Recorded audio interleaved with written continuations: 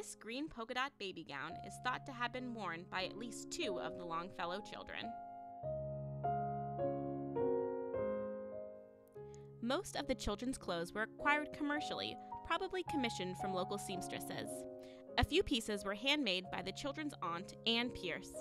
While preparing for the birth of her first child, Fanny thanked her sister-in-law for kind pricking of your thumbs, saying, "My little wardrobe is filling up fast, but any additions your sisterly or auntly interest may suggest to your nimble fingers will have honorable place therein above all other Lilliputian offerings."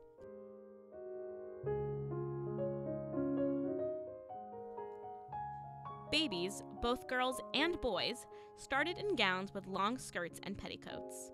When preparing for Alice's birth, Fanny Longfellow had a dozen of these early robes made, accidentally too short, but decided to keep them for nightgowns and day 2 when nobody is by. Children were later moved into shorter gowns, like this one pictured on 1-year-old Edith, to allow them more freedom of movement as they began to walk. Fanny Longfellow recorded her son Charlie's first steps, taken at about a year old, on the day his nurse put him in shorter petticoats, which show off his little stout legs very cunningly, and he was immediately inspired to set off on some steps. This gown could be identified through other clues in the collection.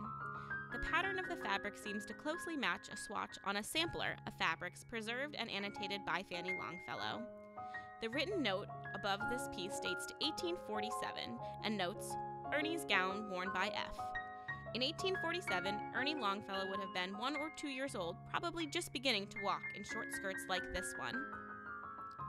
His younger sister, Fanny, evidently wore the gown as a hand-me-down a few years later.